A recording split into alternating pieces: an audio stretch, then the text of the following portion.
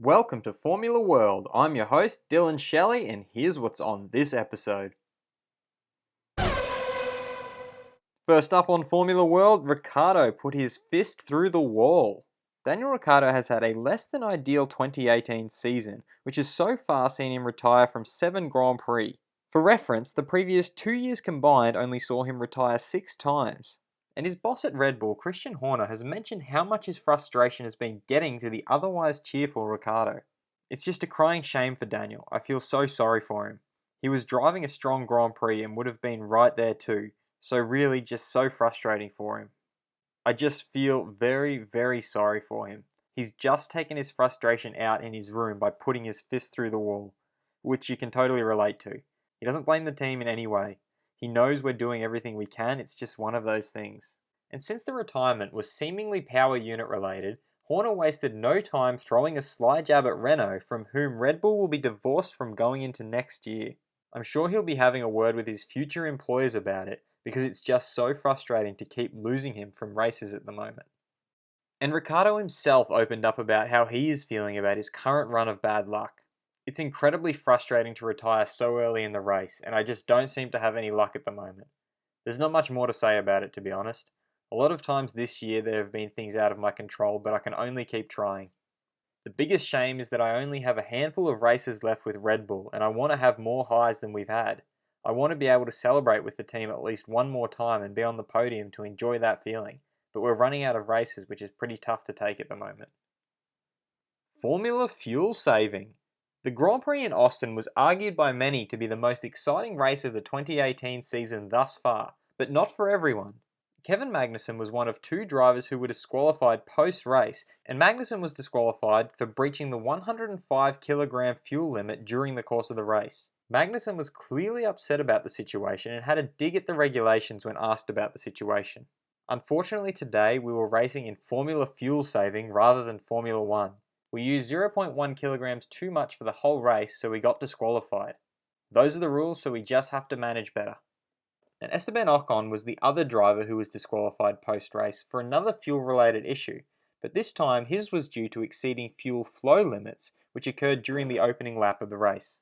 Force India team boss Otmar Zafnauer admits that while an infringement did occur, that because Ocon didn't gain any advantage, that no penalty should have been applied, and pointed to track limits for a comparison.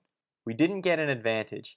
There are track limits, but if you go outside limits, which you shouldn't do, then if you haven't gained an advantage, they don't do anything. If you have gained an advantage, then they do something. Verstappen takes a subtle dig at McLaren.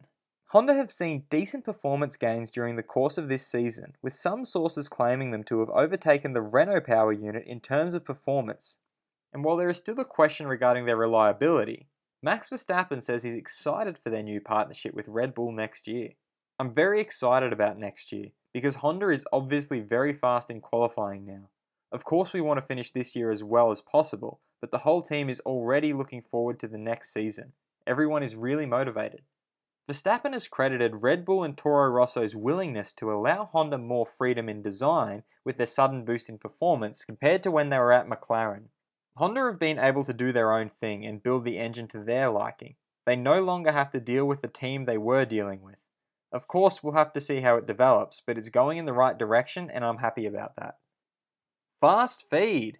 Stoffel Vandoorne has now signed to Formula E with Mercedes-affiliated HWA and will possibly have F1 simulator work for the main team. Fernando Alonso said following the US Grand Prix, the level of drivers seems lower than ever. And following the US Grand Prix, Red Bull advisor Helmut Marko has come out saying that if Max had started the race at the front, he would have won this race. And Lance Stroll is set to test for Force India in the post-season test in Abu Dhabi. And Romain Grosjean is now only 2 penalty points away from a race ban after receiving 2 penalty points for his first lap collision with Charles Leclerc in Austin. When speaking of Esteban Ocon's future, Mercedes team boss Toto Wolff has come out saying, "I can guarantee you he is going to be in a good car in 2020. And Sebastian Vettel admits it took too long for Ferrari to re-find their form. Formula World fans react. Should team orders be banned? In the previous episode of Formula World, I asked you this question, and the results are in. And the result is relatively divided, with 58% of you saying that yes, team orders should be banned, while 42% think no, it's part of the sport. Was the US Grand Prix the best of 2018 thus far? Be sure to vote in the poll by clicking the eye icon in the top right corner of this video and let me know what you think in the comments. And a special thanks to Blaze Hope and KC Croker for becoming Formula World members and helping support the channel. For more information on becoming a member for yourself, see the link in the top of the description. And if you like this video, feel free to subscribe and check out my other videos for all the latest in the world of Formula 1.